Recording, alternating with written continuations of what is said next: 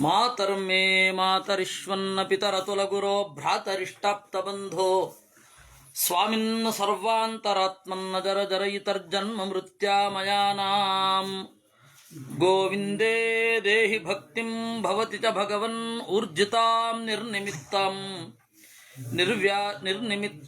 ನಿರ್ವ್ಯಾಜಾಂ ನಿಶ್ಚಲಾಂ ತದ್ಗುಣಗಣ ಬೃಹತೀಂ ಶಾಶ್ವತೀಮಾಶು ದೇವ ನಾರಾಯಣಂ ನಮಸ್ಕೃತ್ಯ ನರಂ ಚೈವ ನರೋತ್ತಮಂ ದೇವೀಂ ಸರಸ್ವತೀಂ ವ್ಯಾಸಂ ತತೋ ಗ್ರಂಥಮುದೀರಯೇ ವಿಜಾನತಾಂ ಅವಿತ್ತಸ್ಯ ಮಧ್ವಸ್ಯ ಜಗತಿ ಗುರೋಃ ಪೂರ್ವಾಚಾರ್ಯಮಶಿಷ್ಠಾನಾಂ ಇಯಂ ಪ್ರಣತಿಮಾಲಿಕಾ ಮನುರ್ವಾಚ ಭಗವನ್ ಶ್ರೋತುಮಿಚ್ಛಾಮಿ ಪಿತॄಣಾಂ ವಂಶಮುತ್ತಮಂ ರವೇಶ್ಚ ಶ್ರಾದ್ದದೇವತ್ವಂ ಸೋಮಸ್ಯ ಚ ವಿಶೇಷತಃ. ಮನು ಕೇಳ್ತಾನೆ, ನಾವು ಮತ್ಸ್ಯಪುರಾಣದಲ್ಲಿ 12 ಅಧ್ಯಾಯಗಳನ್ನು ನೋಡಿದ್ದೇವೆ. ಈಗ ಸರಿಸುಮಾರು ಸೂರ್ಯವಂಶದಲ್ಲಿ ಪ್ರಧಾನವಾದ ರಾಜರನ್ನು ಕುರಿತು ಹೇಳಿ ಆಯಿತು 12ನೇ ಅಧ್ಯಾಯದಲ್ಲಿ. ಈಗ ಮನು ಹೇಳ್ತಾನೆ, ಪಿತೃಗಳ ವಂಶವನ್ನು ನಾನು ಕೇಳಲಿಕ್ಕೆ ಬಯಸ್ತೇನೆ. ಪಿತೃದೇವತೆಗಳು ಅಂತ ಒಂದು ಗಣ. ಇದರ ಬಗ್ಗೆ ಪ್ರವೇಶ ಮಾಡುವ ಮೊದಲು ಜನಸಾಮಾನ್ಯರಲ್ಲಿ ಶ್ರಾದ್ದದ ಬಗ್ಗೆ ಏನು ಕಲ್ಪನೆ ಇದೆ ಅಂದರೆ, ನಮ್ಮಪ್ಪ ಸತ್ ಮೇಲೆ ದೇವತೆ ಆಗೋಗ್ತಾರೆ ಅಂತ ಹೇಳಿ ಒಂದು ಕಲ್ಪನೆ ಇದೆ. ನಮ್ಮಪ್ಪ ಆಗಲಿ ಅಮ್ಮ ಆಗಲಿ ಸತ್ ಮೇಲೆ ಅವರು ದೇವತೆಗಳಾಗ್ತಾರೆ, ಈ ಕಲ್ಪನೆ ಇರೋದು. ತಂದೆ ತಾಯಿ ನಮ್ಮ ಪಾಲಿಗೆ ದೇವತೆಗಳ ಪ್ರತೀಕ, ಅದನ್ನು ಒಪ್ಕೊಳ್ತಾ ಇದೆ ಶಾಸ್ತ್ರ, ಅದನ್ನೇನು ಅಲ್ಲಗೆಳಿತಾ ಇಲ್ಲ. ಏಕೆಂದರೆ ದೇವತೆಗಳು ಅವರಿಗೆ ಬುದ್ಧಿ ಪ್ರಚೋದನೆ ಮಾಡೋದ್ರಿಂದ ನಮ್ಮನ್ನು ಅವರು ಹಾಗೆ ನೋಡ್ಕೊಂಡಿರ್ತಾರೆ. ಆದರೆ ಅವರೇ ದೇವತೆಗಳಾಗಲ್ಲ, ನಕ್ಷತ್ರ ಆಗೋಗ್ತಾರೆ ಅಂತ ಕೆಲವು ಕಡೆ ಇದೆ. ಈ ಎಲ್ಲ ಕಲ್ಪನೆಗಳಿರೋದು. ವಾಸ್ತವ ಏನು? ನಾಮಪ್ರತೀಕದಲ್ಲಿ ತಂದೆಯ ಹೆಸರು ಅನ್ನುವ ಪ್ರತೀಕದಲ್ಲಿ ದೇವತೆಗಳದ್ದೇ ಆರಾಧನೆ, ಇದೇ ವಾಸ್ತವ. ಈ ಹಿನ್ನೆಲೆಯಲ್ಲಿ ಪಿತೃಗಳು ಅಂತ ಪಿತೃದೇವತೆಗಳು, ಇದ್ದವರೆಲ್ಲ ಪಿತೃಗಳಲ್ಲ, ಪಿತೃದೇವತೆಗಳು ಅಂತ ಅವರ ವಂಶವನ್ನು ಕೇಳಲಿಕ್ಕೆ ಬಯಸ್ತೇನೆ. ಆಮೇಲೆ ರವೇಶ್ಚ ಶ್ರಾದ್ದದೇವತ್ವಂ, ಈಗಿನ ಮನು ಏನಿದ್ದಾನೆ ವೈವಸ್ವತ ಮನು, ಅವನ ಹೆಸರು ಶ್ರಾದ್ದದೇವ ಅಂತ.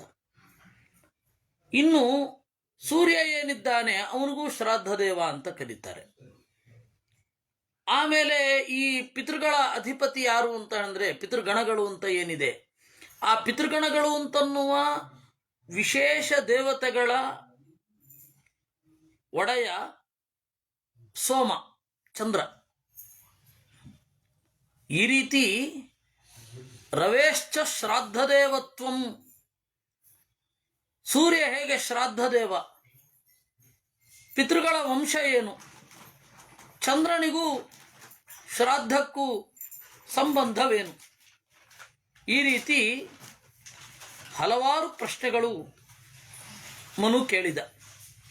ಆಗ ಮತ್ಸ್ಯ ಹೇಳ್ತಾನೆ, ಮತ್ಸ್ಯರೂಪಿ ಭಗವಂತ, ಹಂತತೆ ಕಥಯಿಷ್ಯಾಮಿ ಪಿತॄಣಾಂ ವಂಶಮುತ್ತಮಂ ಸ್ವರ್ಗೇ ಪಿತೃಗಣ ಸಪ್ತ ತ್ರಯಸ್ತೇಷಾಂ ಅಮೂರ್ತಯಃ. ನೋಡಪ್ಪ, ಸ್ವರ್ಗಲೋಕದಲ್ಲಿ ಪಿತೃದೇವತೆಗಳ ಗಣ ಅಂತ ಇದೆ. 7 ತರಹ ಇದ್ದಾರೆ. 7 ತರಹದ ಗಣಗಳು. ಪಿತೃದೇವತೆಗಳಲ್ಲಿ 7 ಗುಂಪುಗಳಿವೆ. 7 ಗುಂಪುಗಳಲ್ಲಿ 3 ಅಮೂರ್ತಯ. ಮೂರ್ತ ಅಂತ ಹೇಳಿದ್ರೆ ಭೌತಿಕ ಸ್ಪರ್ಶಕ್ಕೆ ಯಾರು ಸಿಗುತ್ತಾರೆ ಅವರು ಅಮೂರ್ತರು. ಮೂರ್ತ ಅಂದರೆ ಭೌತಿಕ ಸ್ಪರ್ಶಕ್ಕೆ ಸಿಗುವವರು ಮೂರ್ತ. ಅಮೂರ್ತ ಅಂದರೆ ಭೌತಿಕ ಸ್ಪರ್ಶಕ್ಕೆ ಸಿಗಲ್ಲ. ಈಗ ಉದಾಹರಣೆಗೆ ಪ್ರೀತಿಯನ್ನು ಮುಟ್ಲಿಕ್ಕಾಗಲ್ಲ, ಸ್ನೇಹವನ್ನು ಮುಟ್ಲಿಕ್ಕಾಗಲ್ಲ. ಅದಿದೆ ಅಂತ ಅನುಭವಕ್ಕೆ ಬರುತ್ತೆ, ಆದರೆ ಅದನ್ನು ಮುಟ್ಲಿಕ್ಕಾಗಲ್ಲ. ಅದು ಅಮೂರ್ತ ಅಂತ ಕರೀತಾರೆ. ಭಾವನೆ ಅನ್ನೋದು ಅಮೂರ್ತ, ಅದು ಬೇರೊಂದರ ಮೂಲಕ ಅದು ಅಭಿವ್ಯಕ್ತ ಆಗಬೇಕಷ್ಟೆ. ಈ ಶರೀರ ಅನ್ನೋದೊಂದು ಪೈಪ್ ಇದ್ದ ಹಾಗೆ, ಅದ್ರ ಮೂಲಕ ಕರೆಂಟ್ ಗೊತ್ತಾಗಬೇಕು. ಕರೆಂಟ್ ನೇರ ಕಾಣಲ್ಲ, ಪೈಪಲ್ಲಿ ಕಾಣುತ್ತೆ. ಆ ರೀತಿ ಅಮೂರ್ತ ಅಂದರೆ ಆ ತರಹ ಅಂತ ಇಟ್ಕೊಳ್ಳಿ. ಆ ಅಮೂರ್ತವಾಗಿ ಪಿತೃಗಳಿದ್ದಾರೆ 3 ಜನ. ಮೂರ್ತಿಮಂತೋಥ ಚತ್ವಾರಃ. ಇನ್ನು 4 ಪಿತೃಗಳಿದ್ದಾರೆ, ಅವರಿಗೆ ಶರೀರ ಇದೆ, ಸ್ಪಷ್ಟವಾದ ಶರೀರ ಇದೆ. ಹೀಗೆ 7 ತರಹದ ಪಿತೃದೇವತೆಗಳ ಗುಂಪಿದೆ. ಅದರಲ್ಲಿ 3 ಸೂಕ್ಷ್ಮ ಶರೀರದವುಗಳು, ಇನ್ನು 4 ಜನ ಸ್ಫುಟವಾದ ಶರೀರದವರು. ಜಯಂತಿಯಾನ್ ದೇವಗಣಾ ವೈರಾಜ ಇತಿ ವಿಶ್ರುತಾ ಯೇ ಚೈತೆ ಯೋಗ ವಿಭ್ರಷ್ಟಾ ಪ್ರಾಪ್ಯ ಲೋಕಾನ್ ತನಾತನಾನ್ ಪುನರ್ಬ್ರಹ್ಮ ದಿನಾಂತೇತು ಜಾಯಂತೆ ಬ್ರಹ್ಮವಾದಿನಃ. ನೋಡಿ, ಈ ಪಿತೃದೇವತೆಗಳಲ್ಲಿ ವೈರಾಜರು ಅಂತ ಒಂದು ಗಣ ಇದೆ. ಅವರು ಯೋಗ ವಿಭ್ರಷ್ಟರಾಗಿ ಈ ಲೋಕದಲ್ಲಿ ಶ್ರದ್ಧೆಯಿಂದ ಯಾರು ಅರ್ಪಿಸ್ತಾರೆ ಅದನ್ನ ಆ ಜೀವರಿಗೆ ತಲುಪಿಸುವ ಕೆಲಸ ಅದನ್ನ ಮಾಡಿಕೊಳ್ಳುವವರು ಇದ್ದಾರೆ. ಯಾಕೆಂದ್ರೆ ನಾವು ಈಗ ಶ್ರದ್ಧೆಯಿಂದ ಶ್ರಾದ್ದ 3-4 ಥರ ಇದೆ. ಶ್ರಾದ್ದ ಒಂದು ನೈಮಿತ್ತಿಕ ಶ್ರಾದ್ದ, ಇನ್ನೊಂದು ಕಾಮ್ಯ ಶ್ರಾದ್ದ, ಇನ್ನೊಂದು ದೇವತಾ ಕಾರ್ಯದಲ್ಲಿ ಮಾಡುವ ಶ್ರಾದ್ದ, ಅದನ್ನು ನಾಂದಿ ಶ್ರಾದ್ದ ಅಂತ ಕರೀತಾರೆ. ನಾಂದಿ ಶ್ರಾದ್ದ, ಕಾಮ್ಯ ಶ್ರಾದ್ದ, ನೈಮಿತ್ತಿಕ ಶ್ರಾದ್ದ, ನಿತ್ಯ ಶ್ರಾದ್ದ, ಹೀಗೆ 2-3 ತರಹ ಇದೆ. ಅದರಲ್ಲಿ ಕಾಮ್ಯ ಶ್ರಾದ್ದ ಏನು? ನಮಗೆ ಏನೋ ಒಂದು ಬಯಕೆ ಈಡೇರಬೇಕಿರುತ್ತೆ, ಅದಕ್ಕಾಗಿ ಶ್ರಾದ್ದವನ್ನು ಮಾಡುವ ಒಂದು ದಾರಿಯೂ ಇದೆ. ಅದನ್ನು ಏನಂತ ಕರೀತಾರೆ? ಕಾಮ್ಯ ಶ್ರಾದ್ದ. ಇನ್ನು ನೈಮಿತ್ತಿಕ ಶ್ರಾದ್ದ, ಗ್ರಹಣದಲ್ಲಿ ತೀರ್ಥಕ್ಷೇತ್ರ ಯಾತ್ರೆ ಮಾಡುವಾಗ ಅವಾಗೆಲ್ಲ ಹೇಗೆ ಅಂದರೆ, ಯಾರಾದರೂ ಒಬ್ಬ ಒಳ್ಳೆ ಬ್ರಾಹ್ಮಣರು ಬಂದರೆ, ನೀವು ಬಂದಿದ್ದೀರಾ, ಶ್ರಾದ್ದ ಮಾಡ್ತೀನಿ ಇವತ್ತು ಅಂತ. ಅದೆಲ್ಲ ನೈಮಿತ್ತಿಕ ಶ್ರಾದ್ದ. ಬ್ರಾಹ್ಮಣರು ಸಿಕ್ಕಿದಾಗ ಶ್ರಾದ್ದ ಮಾಡಿಬಿಡ್ಬೇಕು ಅಂತ. ನೈಮಿತ್ತಿಕ. ಷಣ್ಣವತಿ ಶ್ರಾದ್ದ ಏನಿದೆ ಅದು ನೈಮಿತ್ತಿಕ. ಅದನ್ನ ಕಾಮ್ಯವಾಗಿ ಫಲ ಕೊಡಲ್ಲ ಅಂತಲ್ಲ, ಆದರೆ ಉದ್ದೇಶ ಕಾಮ್ಯ ಅಲ್ಲ. ನಾವು ಒಂದು 94 ದಿವಸ 96 ದಿವಸ ಅಷ್ಟಕ ಶ್ರಾದ್ದ ಅಂತನ್ನುವ ಹೆಸರಿನಲ್ಲಿ ತರ್ಪಣವನ್ನು ಕೊಡ್ತೇವೆ. ಅದು ಏನದು? ನಮ್ಮ ಕರ್ತವ್ಯ ಅಷ್ಟೆ. ಇದಾದ್ಮೇಲೆ ನಿತ್ಯ ಶ್ರಾದ್ದ. ನಿತ್ಯ ಶ್ರಾದ್ದ ಅಂತ ಹೇಳಿದ್ರೆ ಬೇರೆ ಬೇರೆ ತರಹ ಇದೆ. ಸಾಂವತ್ಸರಿಕ ಶ್ರಾದ್ದ, ಕೆಲವೊಮ್ಮೆ ಕಾರುಣ್ಯ ಶ್ರಾದ್ದ ಅಂತ ಅಲ್ಲೇ ಒಂದು ಭಾಗ ಇದೆ. ಕಾರುಣ್ಯ ಶ್ರಾದ್ದ ಅಂದರೆ ಅವ್ರಿಗೆ ಯಾರೂ ಇರಲ್ಲ, ನಮ್ಗೆ ಹತ್ತಿರದವರು ಚಿಕ್ಕಪ್ಪನೋ ದೊಡ್ಡಪ್ಪನೋ ಇರ್ತಾರೆ, ಅಥವಾ ನಮ್ಮ ಮನೆಯಲ್ಲಿ ದೀರ್ಘಕಾಲದಿಂದ ಇರ್ತಾರೆ. ಅವ್ರಿಗೆ ನಾವು ಶ್ರಾದ್ದಾಧಿಕಾರಿಗಳಲ್ಲ, ನಾವು ಅವ್ರ ಮಕ್ಕಳಲ್ಲ, ಆದರೆ ಮಾಡಬಹುದಾದದ್ದು ಅದು. ಇನ್ನು ಕೆಲವೊಮ್ಮೆ ಏನಾಗುತ್ತೆ, ಮಾತಾಮಹ ಶ್ರಾದ್ದ ಅಂತ. ಅದನ್ನ ಮಾವ ಇದ್ರೂ, ಆ ಮಾವ ಮಾಡ್ತಾ ಇದ್ರೂ, ಆ ಮಾವ ಶ್ರಾದ್ದ ಮಾಡ್ತಾ ಇದ್ದಾನೆ, ಇವನಿಗೆ ತಂದೆ ತಾಯಿಗಳಿದ್ದಾಗಲೂ ಮಾಡಬಹುದಾದ ಶ್ರಾದ್ದ. ಪ್ರಾಯ ಅದು ಬಹಳ ಜನರು ಗೊತ್ತಿರಲ್ಲ. ಗೊತ್ತಿದ್ದಿದ್ರೆ ಅವ್ರ ಮಕ್ಕಳ ಕೈನಲ್ಲಿ ಮಾಡಿಸಿರ್ತಾ ಇರ್ತಿದ್ರು. ತುಂಬಾ ಜನ ಅಪೋಸ್ ಮಾಡ್ತಾರೆ. ಅಪೋಸ್ ಮಾಡೋದ್ರಲ್ಲಿ ಅರ್ಥ ಇಲ್ಲ. ನಾನು ಒಂದು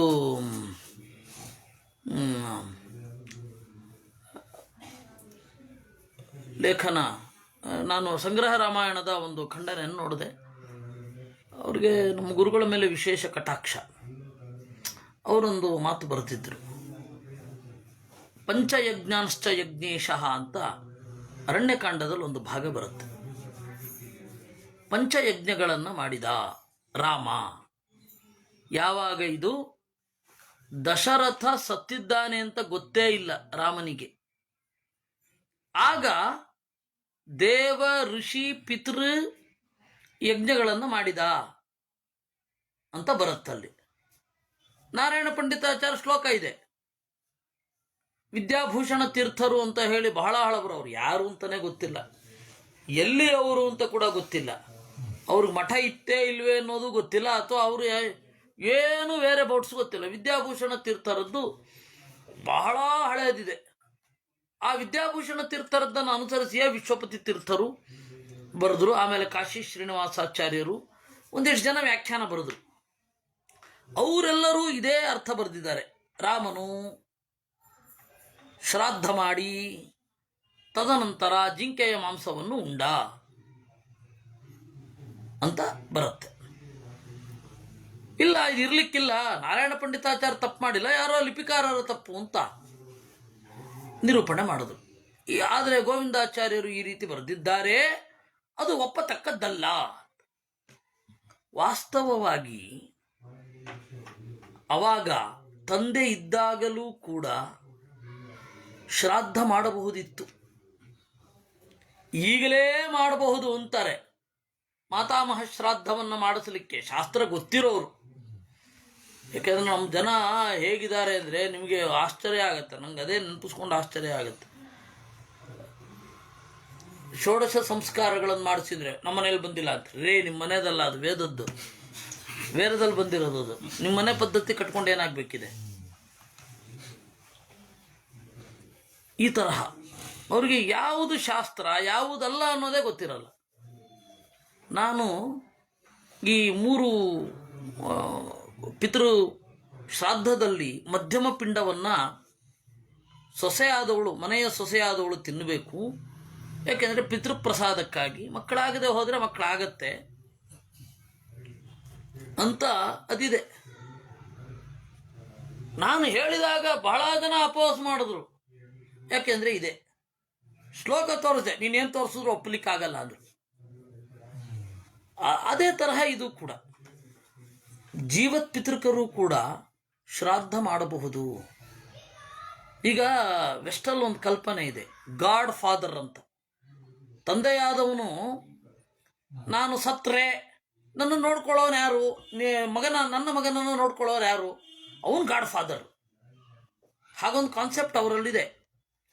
ಅಲ್ಲಿ ಆ ತರಹ ಇರುತ್ತೆ ಅಂತ ಇಟ್ಕೊಳ್ಳಿ. ಅವರು ಹೋದರು, ಗಾಡ್ ಫಾದರ್ ಮೊದಲು ಸತ್ತೋದ.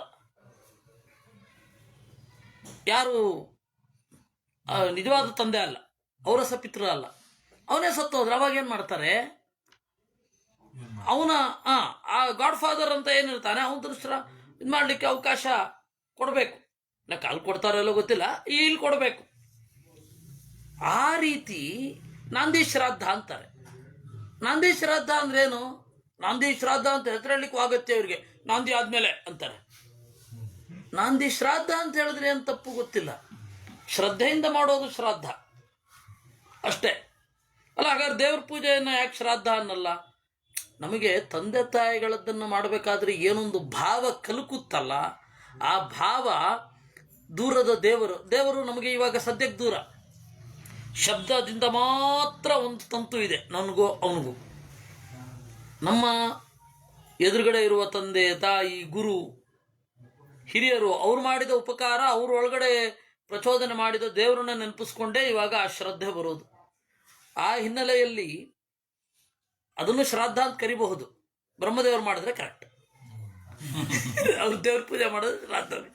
ಯಾಕೆಂದರೆ ಅಷ್ಟು ಉತ್ಕಟವಾದ ನೆನಪಿರುತ್ತೆ ಅವ್ರ ತಂದೆ. ಅದು ಇದರಲ್ಲಿ ಬಂತಲ್ವಾ, ಮಹಾಭಾರತದಲ್ಲಿ ಬಂತದು.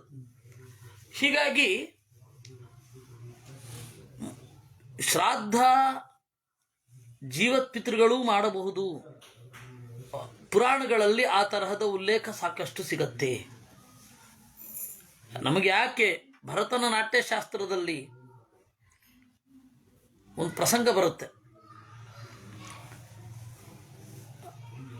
ನಾಂದಿ ಶ್ರಾದ್ದ ಮಾಡಿಯೇ ನಾಟಕ ಶುರು ಮಾಡಬೇಕು ಅಂತ.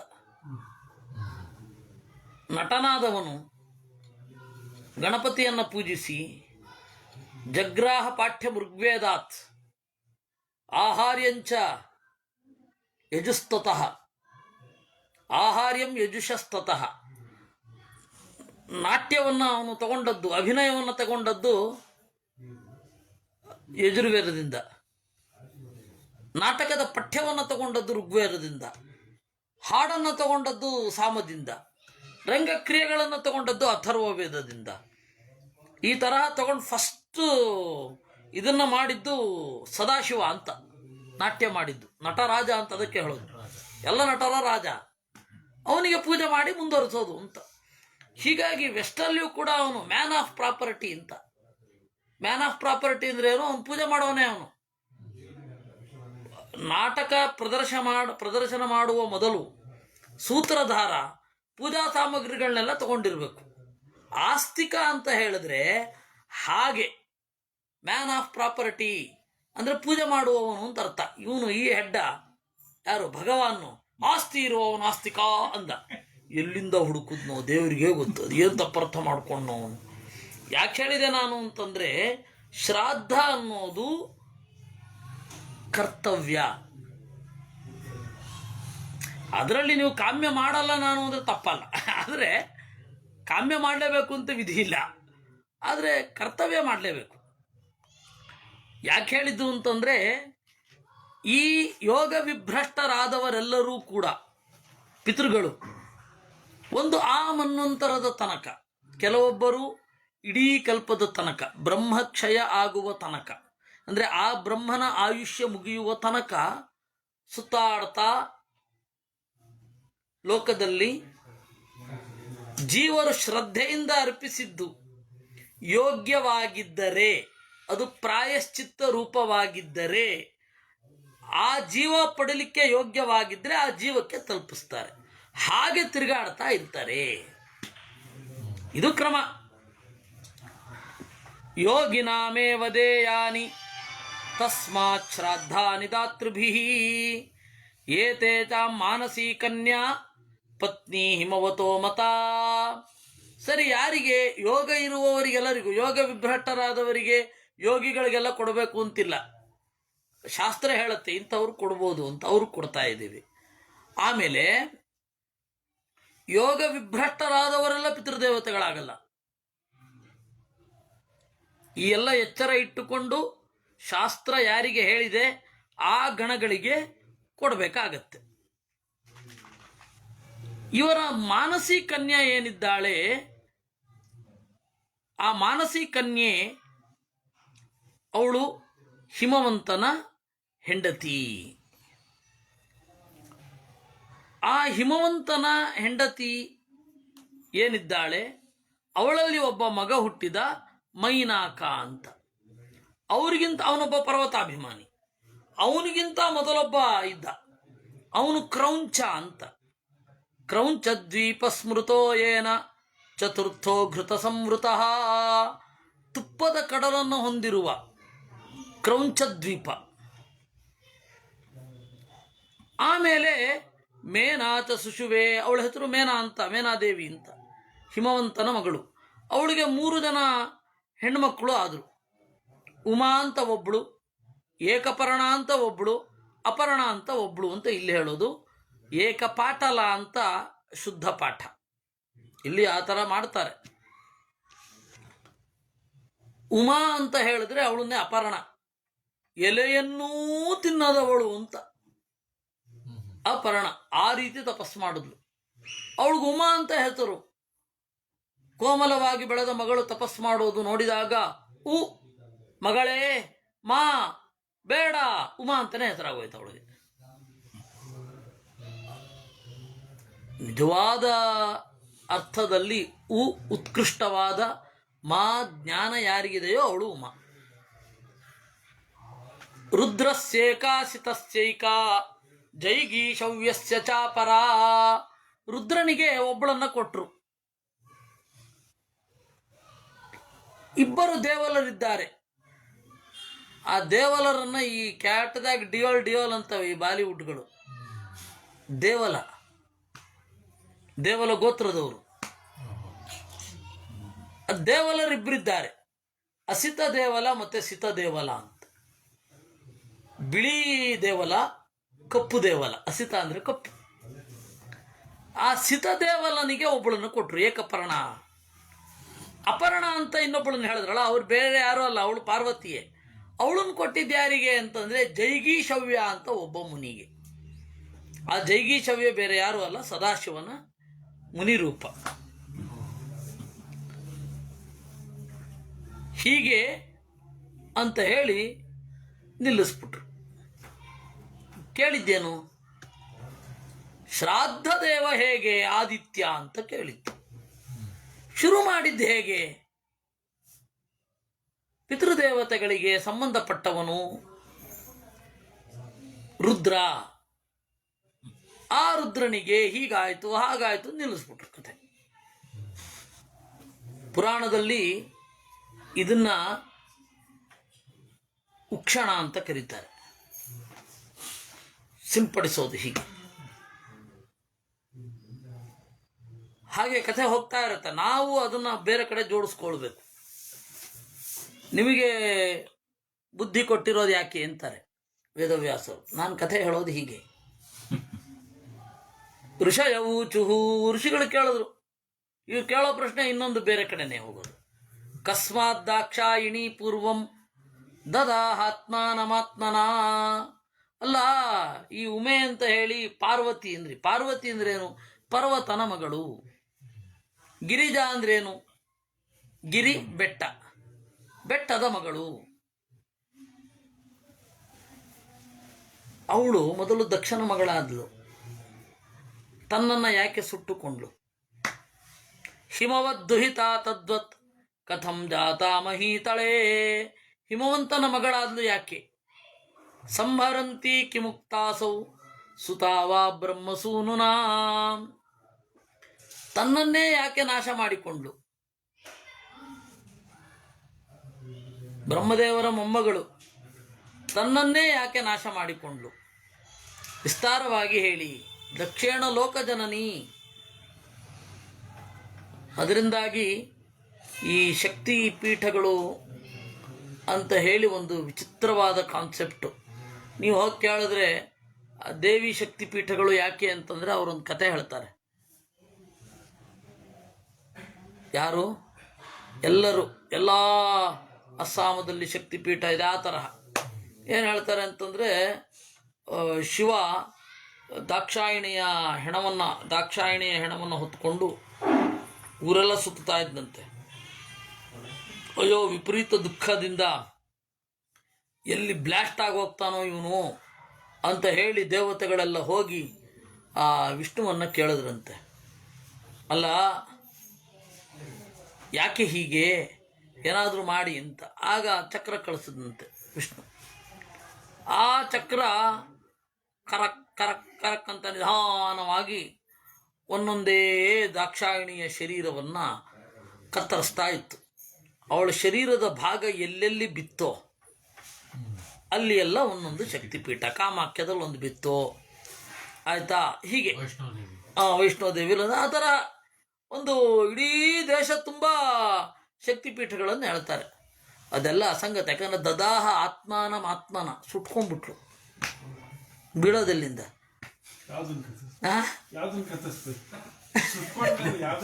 ಅದೇ ಅದೇ ಅದೇ ಅವನು ಎತ್ಕೊಂಡು ಹೋಗಲೇ ಇಲ್ಲ.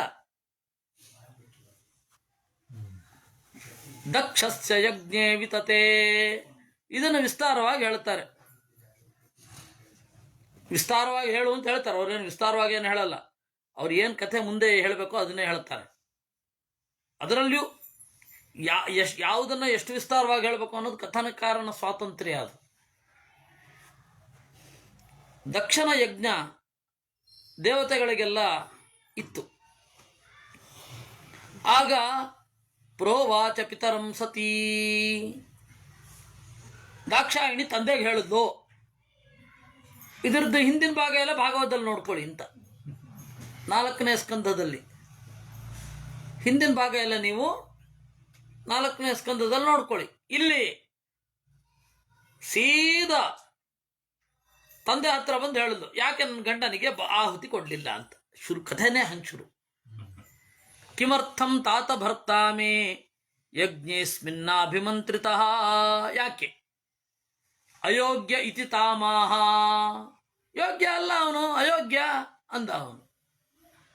ತೇಹಂ ತ್ಯಕ್ಷಾಮೀತಿ ತ್ವದುದ್ಭವಂ ಉಪಸಂಹಾರ ಕೃದ್ರುದ್ರ ತೇನ ಮಂಗಲ ಭಾಗಯಂ. ಯಾಕೆ ಗೊತ್ತಾ? ಶೂಲ ಇಟ್ಕೊಂಡು ತಿರುಗ್ತಾ ಇರ್ತಾನೆ ಸ್ಮಶಾನದಲ್ಲಿ. ಉಪಸಂಹಾರ ಕೃದ್ರುದ್ರ, ಎಲ್ಲವನ್ನ ನಾಶ ಮಾಡ್ತಾನೆ. ನಾಶ ಯಾವತ್ತಾದ್ರೂ ಮಂಗಳವೇ? ಅಮಂಗಳ ಅಲ್ವೇ? ನಾಶ ಅನ್ನೋದು ಅಮಂಗಳ ಅನ್ನೋದು ಒಬ್ಬ ವೇದಾಂತಿ ಹೇಳಿದ್ರೆ ಗತಿ ಏನು? ವೇದಾಂತ ಆ ಕ್ಷಣದಲ್ಲಿ ಮರೆಯಾಗಿತ್ತು ಅಂತ. ನಮ್ಮಲ್ಲಿ ಎಲ್ಲ ಅಯ್ಯೋ ನೋಡಿ, ಗರುಡ ಪುರಾಣ ಹೇಳಿ ಕಡೆಯಲ್ಲಿ ಒಂದು ಮಂಗಳ ಆಗಬೇಕಲ್ಲ, ಏನು ಅಯ್ಯೋ ರುಕ್ಮಿಣೀಶ್ ಕಲ್ಯಾಣ ಹೇಳಿದ್ರು, ನನ್ನ ಮುಖ ನೋಡಿ ರುಕ್ಮಿಣೀಶ್ ಕಲ್ಯಾಣ ಅಂತಾರೆ, ಶ್ರೀನಿವಾಸ ಕಲ್ಯಾಣ ಹೇಳ್ಬಿಡಿ ಅಂತ. ನಾನು ಹೇಳಿದೆ, ಒಬ್ಬ ವೇದಾಂತಿ ಮರಣವನ್ನು ಅಮಂಗಳ ಅಂತ ಯಾಕೆ ಹೇಳಬೇಕು? ಅಂದ್ರೆ ಮರಣಂ ಅವಭೃತ ಅಂತ ಉಪನಿಷತ್ತು. ಮರಣ ಅನ್ನೋದು ಅವಭೃತ. ಉಪನಿಷತ್ತಿನ ಎತ್ತರಕ್ಕೆ ಏರಬೇಕು ನಾವು.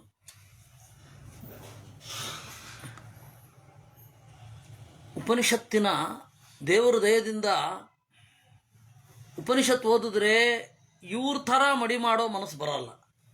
ಇವ್ರ ಥರ ಮಡಿ ಮಾಡಿದ್ರೆ ಉಪನಿಷತ್ತು ಓದೋ ಮನಸ್ಸು ಬರಲ್ಲ. ಎರಡಕ್ಕೂ ದೂರ ದೂರ ಆಗೋಗಿದೆ ಅದು.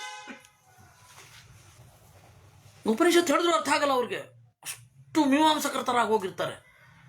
ನನಗೆ ಇನ್ನೇನು ವೇದನೆ ಅದು. ಅಯ್ಯೋ ದೇವರೇ, ಇದು ಇಂಥ ಒಳ್ಳೆಯದನ್ನ ಕಳ್ಕೊತಾ ಇದ್ದಾರಲ್ಲ ಇವರು ಅಂತ. ಅವ್ರು ಕರೆದು ಕೂಡಿಸಿ 3-4 ದಿವಸಕ್ಕಿಂತ ಮುಂದೆ ಅವರು ಓದಲಿಕ್ಕಾಗಲ್ಲ ಅವ್ರಿಗೆ. ಹಾಗೆ ಅದರಿಂದ ದಕ್ಷನೂ ಕೂಡ ಆ ತರಹದ ಒಬ್ಬ ಕರ್ಮಠ ಆಗೋಗಿದ್ದ. ಅವನು ರುದ್ರ ಅಮಂಗಳ ಯಾಕೆಂದ್ರೆ ನಾಶ ಮಾಡ್ತಾನೆ. ಉಪನಿಷತ್ತಿನಲ್ಲಿ ಒಂದು ಪ್ರಶ್ನೆ ಏನು ಗೊತ್ತಾ? ಕೇನೆ ಮೇ ಲೋಕಾನ ಪೂರ್ಯಂತೆ ಅಂತಾರೆ. ಯಾಕಾಗಿ ಈ ಲೋಕ ತುಂಬಿಕೊಳ್ಳುವುದಿಲ್ಲ ಜನರಿಂದ? ಉಸಿರಾಡದಷ್ಟು ಜನರು ಯಾಕೆ ಬಂದ್ಬಿಡಲ್ಲ? ಯಾಕೆಂದ್ರೆ ನಮ್ಮ 7 ತಲೆಮಾರಿನಿಂದ ಇದ್ರು ಅಂತಂದ್ರೆ, ನಾವೆಲ್ಲ 7ನೇವ್ರು ನಾವಿದ್ವಿ ಅಂತಂದ್ರೆ ನಮ್ಮ ಅಸ್ತಿತ್ವಕ್ಕೆ ನಾವು ಹೋರಾಟ ಮಾಡಬೇಕಾಗ್ತಾ ಇತ್ತು. ಹಾಗೆ ಎಲ್ಲರ ತಲೆಮಾರಿನಲ್ಲೂ ಅವರ 7ನೇ ತಲೆಮಾರಿತ್ತು ಅಂತಂದ್ರೆ ಎಷ್ಟು ಕಷ್ಟ ಆಗೋದು. ಅದಕ್ಕೆ ಉಪನಿಷತ್ತಿನಲ್ಲಿ ಒಂದು ಪ್ರಶ್ನೆ ಅದು ಕೂಡ. ಎಲ್ಲ ಜೀವರು ದೇಹ ತಳೆದು ತಳೆದು ತಳೆದು ಈ ದೇಹದಲ್ಲಿ ಡೆನ್ಸಿಟಿ ಆಫ್ ಪಾಪ್ಯುಲೇಷನ್ ಆಯಿತು ಅಂದರೆ ಪ್ರಕೃತಿಯದ್ದೇ ಒಂದು ವ್ಯವಸ್ಥೆ ಇದೆ, ವ್ಯಾನಿಷ್ ಮಾಡುತ್ತೆ, ಅದನ್ನು ತ್ಯಾಗದ ಆಚೆ ಹಾಕ್ಬಿಡುತ್ತೆ. ಯಾಕೆ ಜನ ತುಂಬಿ ಹೋಗೋಲ್ಲ ಅಂತ ಒಂದು ಪ್ರಶ್ನೆ ಇದೆ. ಅಂದರೆ ಖಾಲಿ ಮಾಡೋದು ಕೂಡ ಒಂದು ಮಂಗಳವೇ. ನಾಶ ಎಲ್ಲ ಮಂಗಳ ಅಲ್ಲ. ಖಾಲಿ ಮಾಡಿ ಮತ್ತೆ ತುಂಬಿ, ಖಾಲಿ ಮಾಡಿ ಮತ್ತೆ ತುಂಬಿ, ಅದು ಒಂದು ಮಂಗಳವೇ. ಆದರೆ ಅವನಿಗೆ ಕರ್ಮಠ ಆದ್ದರಿಂದ ಅವನು ಈ ಲೋಕದ ಭೋಗ ಭಾಗ್ಯಗಳನ್ನು ಮಾತ್ರ ನೋಡಿದ ದಕ್ಷ. ಅವನು ಏನಂತ ಅನ್ಕೊಂಡ? ಒಬ್ಬ ವೇದಾಂತಿ ನೋಡುವ ದೃಷ್ಟಿ ಬರಲಿಲ್ಲ. ಒಬ್ಬ ವೇದಾಂತಿ ಯಾವ ದೃಷ್ಟಿಯಲ್ಲಿ ನೋಡಬೇಕು ಆ ದೃಷ್ಟಿಯಲ್ಲಿ ಬರಲಿಲ್ಲ ಅವನಿಗೆ. ಉಪಸಂಹಾರ ಕೃದ್ರುದ್ರಹ, ಅದರಿಂದಾಗಿ ನಾನು ಕೊಡಲಿಲ್ಲ. ತೇನ ಅಮಂಗಲ ಭಾಗಯಂ, ಅಮಂಗಳ. ಎಲ್ಲರನ್ನ ಕೊಲ್ಲೋದೇನು ಒಳ್ಳೇದೇ? ಯಾರು ಕೊಲ್ಲೋದು ಅಂತ ಪ್ರಶ್ನೆ. ಕೊಲ್ಲೋರಿಬ್ಬರಿದ್ದಾರೆ, ಯಮ ಮತ್ತೆ ರುದ್ರ. ಅವರಿಬ್ಬರು ಕಲ್ಕಿಯನ್ನು ಉಪಾಸನೆ ಮಾಡ್ಕೊಂಡು ಕೊಲ್ತಾರಂತೆ. ಅದರಿಂದಾಗ ಅವ್ರಿಗೆ ಅಮಂಗಳ ಇಲ್ಲ. ಅವನು ಸ್ಮಶಾನದಲ್ಲೇ ಇರ್ತಾನೆ, ಅಮಂಗಳ ಇಲ್ಲ. ಸ್ಮಶಾನದಲ್ಲಿ ಉಳಿಯುವಾಗ ಚಳಿಗೇನು ಹಚ್ಕೋಬೇಕು? ಆ ಭಸ್ಮ, ಚಿತೆಯ ಬೂದಿಯನ್ನ ಬಳಕೊಳ್ಳುವುದು, ಬೆಚ್ಚಗಿರುತ್ತೆ. ಅದಕ್ಕೆ ಅಮಂಗಳ ಭಾಗ ಎಂಬಂದ. ಚುಕೋಪಾಥ ಸತೀ ದೇಹಂ ತ್ಯಕ್ಷಾಮೀತಿ ತ್ವದುದ್ಭವಂ ದಶಾನಾಂ ತಂಚ ಭವಿತಾ ಪಿತೃಣಾಮೇಕ ಏಕಪುತ್ರಕಃ. ಆಗ ಅವಳೇನು ಮಾಡಿದ್ಲು? ಸಿಟ್ಟು ಮಾಡಿಕೊಂಡ್ಳು. ತಂದೆ ಮೇಲೆ ಯಾರು ಗೊತ್ತಾ ಸಿಟ್ಟು ಮಾಡ್ಕೊಳ್ಬೋದು? ತಂದೆ ತಾಯಿಗಳ ಮೇಲೆ. ಅಂದರೆ ನಿಮ್ಮನ್ನು ಬಿಡ್ತೇನೆ ಅಂತನ್ನುವಷ್ಟು. ತಂದೆ ತಾಯಿಗಳ ಮೇಲೆ ಸಿಟ್ಟು ಮಾಡ್ಕೊಳ್ತಾರೆ. ಮತ್ತೆ ಮಾಡ್ಕೊಳ್ಳೋದು ನಮ್ಮ ಜನ್ಮಸಿದ್ಧ ಹಕ್ಕು. ನಾವು ಮಾಡ್ಕೊಳ್ಳೋದು ಇನ್ಯಾರು ಮಾಡ್ಕೋಬೇಕು? ಅಪ್ಪ ಅಮ್ಮನ ಮೇಲೆ. ಅಪ್ಪನಿಗೂ ಗದರಿಸ್ಬೇಕು, ಅಮ್ಮನಿಗೂ ಗದರಿಸ್ಬೇಕು. ಚಿಕ್ಕವರಿದ್ದಾಗ ಅವ್ರು ನಮ್ಮನ್ನು ಗದರಿಸಿರ್ತಾರೆ, ದೊಡ್ಡವರಾದ್ಮೇಲೆ ನಾವು ಸೈಡ್ ತಿರ್ಸ್ಕೊಳ್ಳೋದು ಬೇಡ, ಅವ್ರ ಮೇಲೆ ಗದರಬೇಕು. ಅಂದರೆ ಹಾಗಲ್ಲ, ಆ ಪ್ರೀತಿ, ಆ ಪ್ರೀತಿಯಿಂದಲೇ ಗದರಿಸೋದು. ಗದರಿಸೋದು ಯಾಕೆ ಅಂದರೆ ಪ್ರೀತಿಯಿಂದ. ಆದರೆ ಈ ದೇಹ ಬೇಡ ಅಂತ ಹೇಳಿ ತ್ಯಾಗ ಮಾಡುವವರು ಏನಿರ್ತಾರೆ ಅವರಿಗೆ ಪೂರ್ತಿ ರೈಟ್ಸ್ ಇದೆ. ಅವ್ರನ್ನ ನೀವು, ಯಾಕೆಂದರೆ ಈ ದೇಹ ತಂದೆ ತಾಯಿಗಳು ಕೊಟ್ಟಿದ್ದಲ್ವ, ಇದನ್ನೇ ಬಿಡ್ತೀನಿ ಅಂದರೆ ಅವಳಿಗೆ ಆ ಶಕ್ತಿ ಇತ್ತು. ಈ ದೇಹ ಬಿಡ್ತೇನೆ ಅಂದರೆ ಬಿಟ್ಲು. ಅಂದರೆ ದಾಕ್ಷಾಯಿಣಿ ಅಂತ ಹೇಳಿ ನನಗೆ ಕರೆಸ್ಕೊಳ್ಳೋದು ಇಷ್ಟ ಇಲ್ಲ, ಇನ್ನೊಂದು ಶರೀರವನ್ನು ಅವಳು ಪಡೆಯೋ ಖಾತ್ರಿ ಇತ್ತು, ಅದಕ್ಕೆ ಬಿಟ್ಲು. ನಾವು ದೇಹವನ್ನು ಬಿಡ್ಲಿಕ್ಕಿಲ್ಲ, ಆತ್ಮಹತ್ಯೆ ಮಾಡ್ಕೊಳ್ಳಿಕ್ಕಿಲ್ಲ, ಯಾಕೆಂದರೆ ಅದು ದೇವ ಹೇಳನ, ದೇವತೆಗಳಿಗೆ ಅವಮಾನ ಮಾಡಿದ ಹಾಗೆ. ದೇವತೆಗಳು ಈ ಶರೀರ ಕೊಟ್ಟರೆ ಏನೋ ಉದ್ಧಾರ ಆಗ್ರಪ್ಪ ಅಂತ, ಬೇಡ ಅಂತ ಎತ್ತೆಸ್ತು ಬಿಟ್ರೆ, ಮತ್ತು ಅದರಲ್ಲಿಯೂ ಕೂಡ ನಾವು ಮುಂದೆ ಸುಖವಾಗಿರ್ತೀವಿ ಅನ್ನೋ ಒಂದು ಕುರುಡು ಭರವಸೆಯೇ ಇದೆ ಅಂತಾರೆ. ಈ ಶರೀರ ಕಳಿಸ್ಕೊಂಡ್ಬಿಟ್ರೆ ಸುಖವಾಗಿರ್ತೀವಿ. ಈ ಸಾಲ ಬಾಧೆ, ಏನೋ ಮಾಡಿಕೊಂಡ ಅನ್ಯಾಯಗಳು, ನನಗೆ ಮಾಡ್ತಾ ಇರುವಂತಹ ಬ್ಲ್ಯಾಕ್ ಮೇಲು, ಇದರಿಂದೆಲ್ಲ ಆಚೆ ಬರಬೇಕು ಅಂತಂದರೆ ಈ ದೇಹ ಕಳಿಸ್ಕೊಂಡ್ಬಿಟ್ರೆ ಆಮೇಲೆ ಸುಖವಾಗಿರ್ತೀವಿ ಅಂತಲೇ ಭಾವನೆ. ಆದರೆ ಅದು ಮುಂದಿನ ದೇಹ ಒಳ್ಳೆಯದೇ ಬರುತ್ತೆ ಅಂತೇನು ಖಾತ್ರಿ? ನಾವೇನು ಇವಳೆ ಪಾರ್ವತಿಯೇ?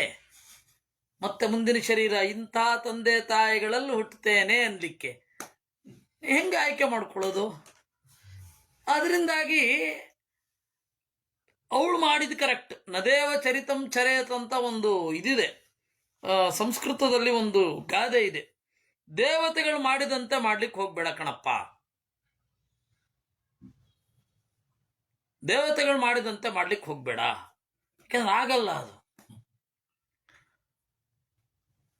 ಅವಳು ತ್ಯಾಗ ಮಾಡ್ಬೇಕಾದ್ರೆ ಶಾಪ ಕೊಟ್ಲು ಅಪ್ಪನಿಗೆ. ಏನು?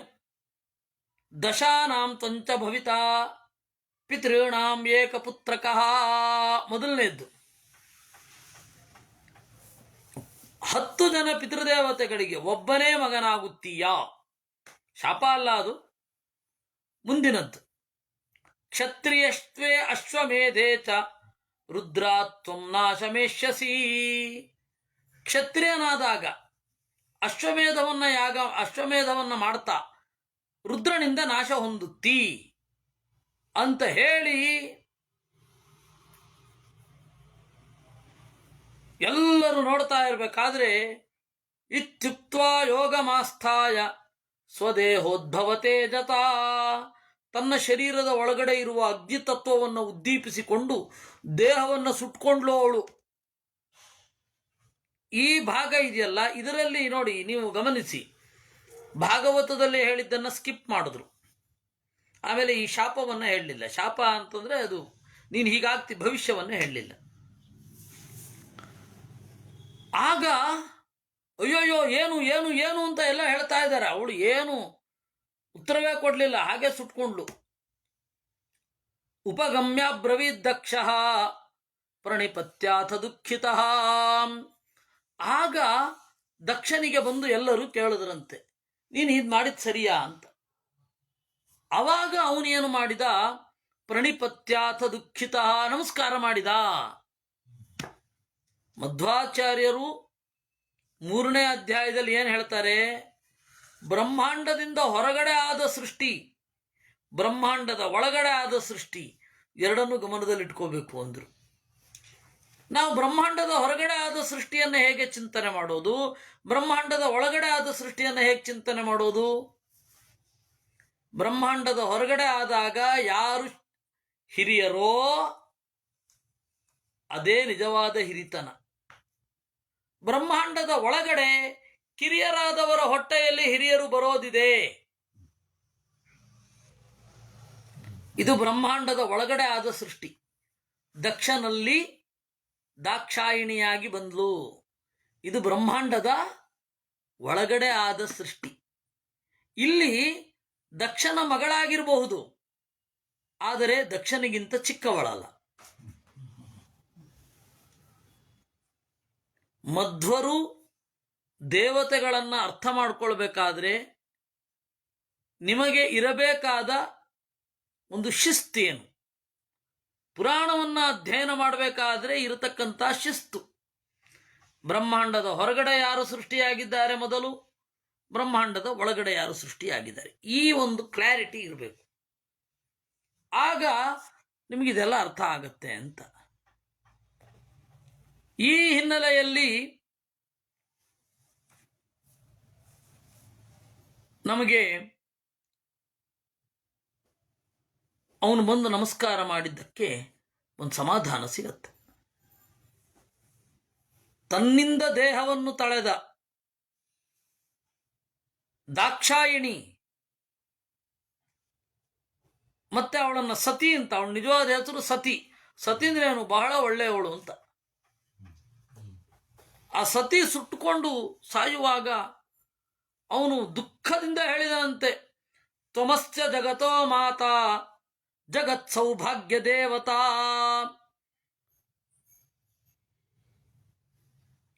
ದುಹಿತೃತ್ವಂ ಗತಾ ದೇವಿ ಮಮಾನುಗ್ರಹ ಕಾಮ್ಯಯ. ನೀನು ಈ ಜಗತ್ತಿನ ತಾಯಿ, ಜಗತ್ ಸೌಭಾಗ್ಯ ದೇವತಾ, ಜಗತ್ತಿಗೆ ಭಾಗ್ಯವನ್ನ ಇತ್ತವಳು. ಮಾತಿಗಿಂತ ದೊಡ್ಡ ಭಾಗ್ಯ ಬೇಕೇ? ಮಾತಿನಿಂದಲೇ ಅಲ್ವೋ ಎಲ್ಲವನ್ನ ಪಡೆಯಬಹುದಾದದ್ದು. ನಮಗೇನು ಬೇಕು ಅಂತ ದೊಡ್ಡವ್ರ ಹತ್ರ ಕೇಳಿದ್ರೆ ದೊಡ್ಡವ್ರ ಮಾರ್ಗದರ್ಶನ ಮಾಡ್ತಾರೆ. ಅದು ಅವರು ಮಾತಿನ ಮೂಲಕವೇ ಮಾಡಬೇಕು ನಮಗೆ. ಹೀಗಾಗಿ ಮಾತಿಗಿಂತ ದೊಡ್ಡ ಸೌಭಾಗ್ಯ ಏನಿದೆ? ಮಾತೆಂಬುದು ಜ್ಯೋತಿರ್ಲಿಂಗ ಅಲ್ವೇ? ಅದು ಎಲ್ಲಿದದು ಮಾತು? ಉಪನಿಷತ್ತಿನ ಮಾತು ಬೇರೆ ತರಹ ಇದೆ, ಅದಷ್ಟೆ. ಮಾತು ಅನ್ನೋದು ಒಂದು ಬೆಳಕು.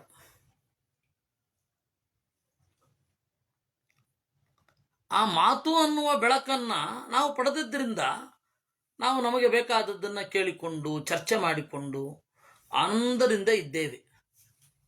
ಅವನು ಒಬ್ಬ ಕವಿ ಹೇಳ್ತಾನೆ, ಪ್ರಾಯ ವಿಶ್ವನಾಥ ಇರಬೇಕು, ಇದಮಂಧಂ ತಮಕೃತ್ಸನಂ ಜಾಯೇತ ಭುವನತ್ರಯಂ ಯದಿ ಶಬ್ದಾಹ್ವಯಂ ಜ್ಯೋತಿ ನಚೇತ್. ಇದೆಲ್ಲವೂ ಕತ್ತಲಾಗುತ್ತಿತ್ತು. ಇದಮಂಧಂ ತಮಕೃತ್ಸನಂ ಜಾಯೇತ ಭುವನತ್ರಯಂ, ಶಬ್ದವೆಂಬ ಬೆಳಕು ಇಲ್ಲದಿದ್ದರೆ. ನಾವು ನಿಮ್ಮನ್ನ ಹೊರಗಡೆಯ ಒಂದು ಅಪಿಯರೆನ್ಸಿಂದ ಎಷ್ಟು ಅರ್ಥ ಮಾಡ್ಕೊಳ್ಳಿಕ್ಕೆ ಸಾಧ್ಯ? ಇಷ್ಟುದ್ದ ಮೂಗಿದೆ, ಇಷ್ಟು ಕಣ್ಣಿದೆ, ಈ ತರಹ ಕೂದಲಿದೆ, ಏನು? ನೀವು ಆಡುವ ಮಾತಿನಿಂದ ನಮ್ಮ ಬಗೆಗಿನ ಪ್ರೀತಿಯನ್ನು ನಾವು ಅನುಭವಿಸೋದು, ಈ ಗುಣಗಳಿದೆ ಅಂತ ಹೇಳಿ ನಾವು ಪ್ರೀತಿಸೋದು, ಇವೆಲ್ಲ ಶಬ್ದದಿಂದ ಅಲ್ವೇ? ನಿಮ್ಮನ್ನು ನೋಡ್ತಾ ಇರೋದು ನಾನು ಟ್ಯೂಬ್ಲೈಟಿನ ಬೆಳಕಿನಲ್ಲಿಯೋ, ಚಂದ್ರನ ಬೆಳಕಿನಲ್ಲಿಯೋ, ಸೂರ್ಯನ ಬೆಳಕಿನಲ್ಲಿಯೋ, ಮಾತೆಂಬ ಬೆಳಕಿನ ಮೂಲಕ ನಿಮ್ಮನ್ನು ನೋಡ್ತಾ ಇರೋದು. ನೀವು ನನ್ನ ಹತ್ರ ಮಾತನಾಡಿದ್ದೀರಾ, ನಾನು ನಿಮ್ಮ ಹತ್ರ ಮಾತನಾಡಿದ್ದೇನೆ ಅಲ್ವಾ? ಅದರಿಂದಾಗಿ ಮಾತಿಗಿಂತ ಒಂದು ಸೌಭಾಗ್ಯ ಬೇಕೇ? ಆ ಸೌಭಾಗ್ಯದ ದೇವತೆ ನೀನು, ಪಾರ್ವತಿ ದೇವಿ. ಇನ್ನು ಪಾರ್ವತಿ ಆಗಿಲ್ಲ, ಅವಳಿನ್ನೂ ಸತಿಯಾಗಿ ಇದ್ದಾಳೆ. ದಹಿತೃತ್ವಂ ಗತಾ ದೇವಿ ಮಮಾನುಗ್ರಹ ಕಾಂಕ್ಷಯ ನತ್ವಯಾ ರಹಿತಂ ಕಿಂಚಿತ್ ಬ್ರಹ್ಮಾಂಡೇ ಸಚರಾಚರಂ. ಎಲ್ಲಕ್ಕೂ ಒಂದು ಅಭಿವ್ಯಕ್ತಿಯ ಧ್ವನಿ ಅನ್ನೋದುಂಟು. ನಮ್ಮ ಮಾತಲ್ಲ ಅನ್ನೋದೊಂದು ಬಿಟ್ಟರೆ ಆ ಮಾತು ಮಾತೆ.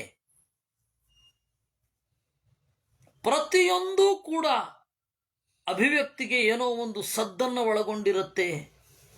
ಆ ಸದ್ದು ಅವ್ರಿಗೆ ಅರ್ಥ ಆಗತ್ತೆ, ನಮಗೆ ಅರ್ಥ ಆಗದೆ ಇರಬಹುದು. ಇಷ್ಟು ಗಂಭೀರವಾದ ವಿಚಾರದಲ್ಲಿ ಒಂದು ತಮಾಷೆ ಮಾಡೋದಾದರೆ, ಆ ಎರಡು ಹಾವಲ್ಲಿ ಹೆಣ್ಣು ಹಾವು ಯಾವುದು ಅಂತ ಕೇಳಿದ್ನಂತೆ. ಅದಕ್ಕೆ ಅದು ಗಂಡು ಹಾವು ನೋಡ್ಕೊಳುತ್ತೆ, ನಿನಗೆ ಯಾಕೆ ಅಂತ. ಹಾಗೆ ಪ್ರತಿಯೊಂದರ ಅಭಿವ್ಯಕ್ತಿ ಏನಿದೆ ಅದು ಅದಕ್ಕೆ ಸಂಬಂಧಪಟ್ಟದ್ದು.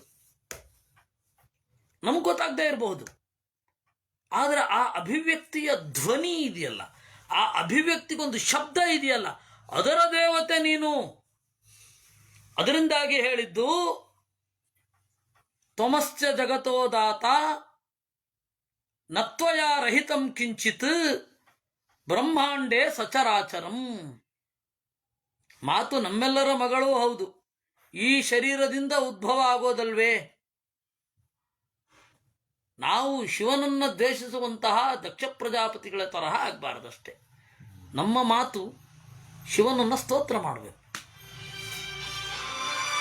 ಈ ಹಿನ್ನೆಲೆಯಲ್ಲಿ ನತ್ವಯಾರಹಿತಂ ಕಿಂಚಿತ್ ಬ್ರಹ್ಮಾಂಡೇ ಸಚರಾಚರಂ ಪ್ರಸಾದಂ ಕುರು ಧರ್ಮಜ್ಞೆ ನ ಮಾಂ ತ್ಯಕ್ತುಮಿಹಾರ್ಹಸಿ.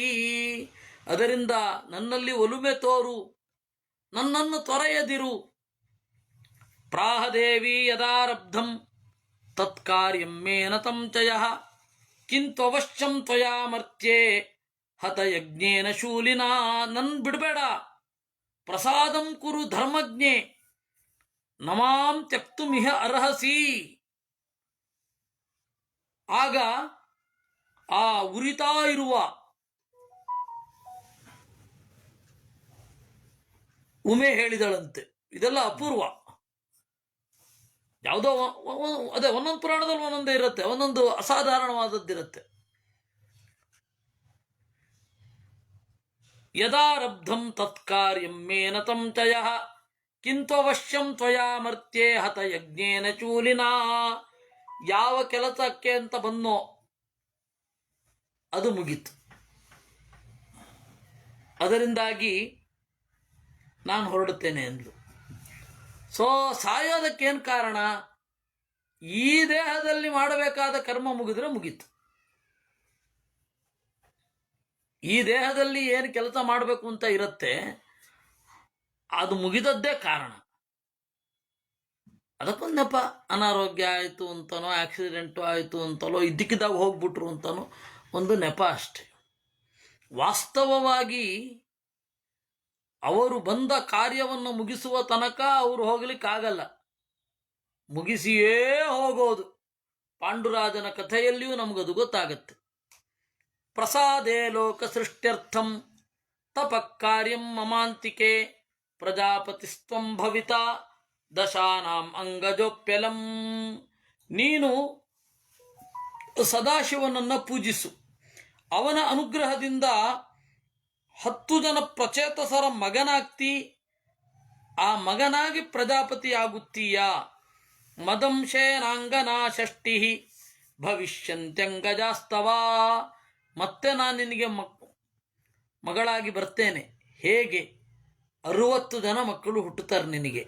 60 ಜನರಲ್ಲಿ ನನ್ನ ಸನ್ನಿಧಾನ ಇರುತ್ತೆ. ಇದು ನಮಗೆ ಎಲ್ಲಿಯೂ ಸಿಗದ್ದು ಬೇರೆ ಕಡೆ.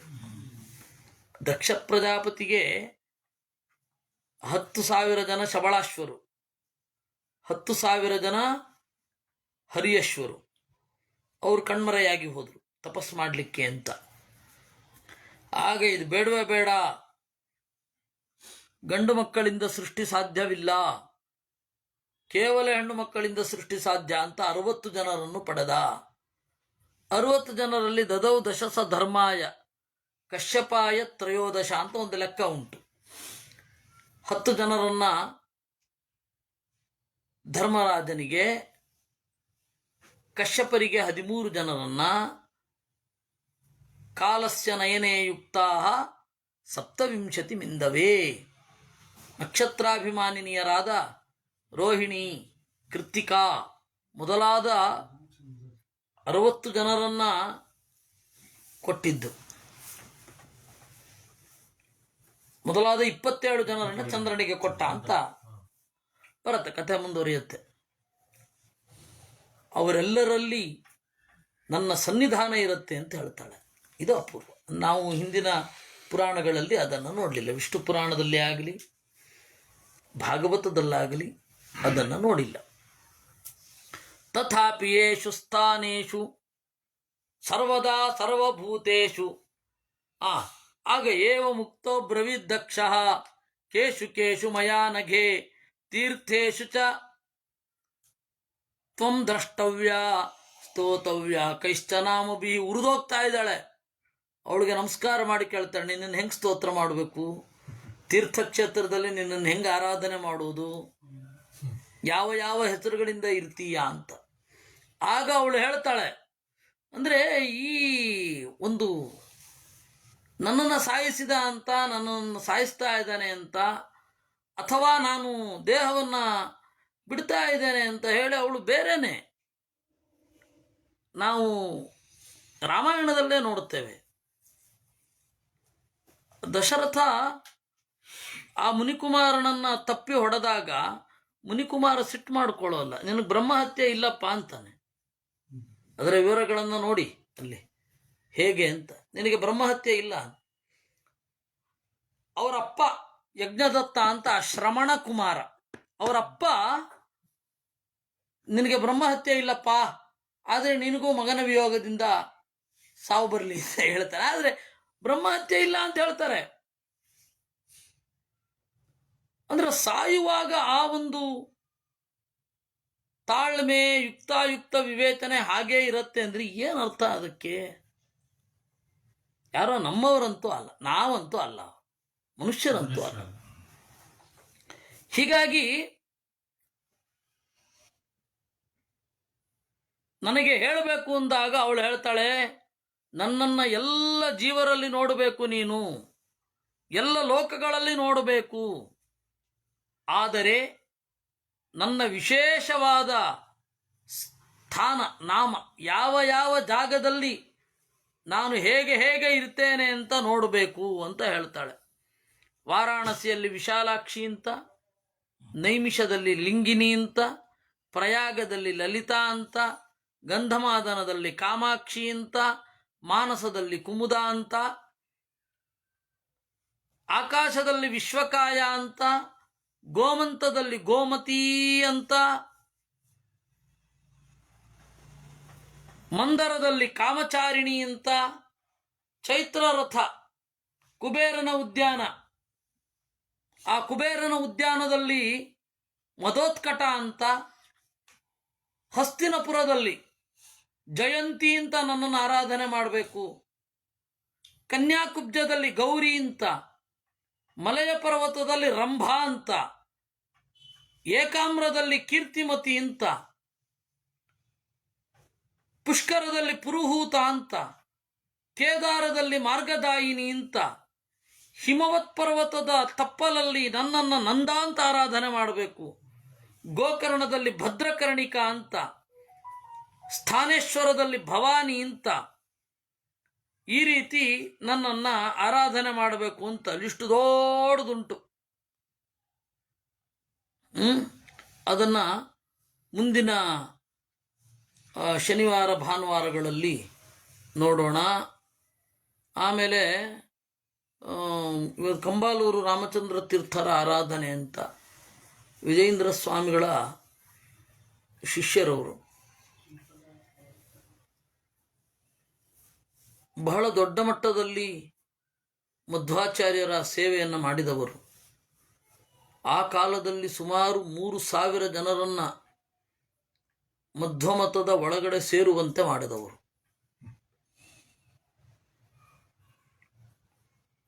ಬೇಕಾಷ್ಟು ಗ್ರಂಥಗಳನ್ನು ಬರೆದಿದ್ದಾರೆ, ಟಿಪ್ಪಣಿಯನ್ನು ಬರೆದಿದ್ದಾರೆ.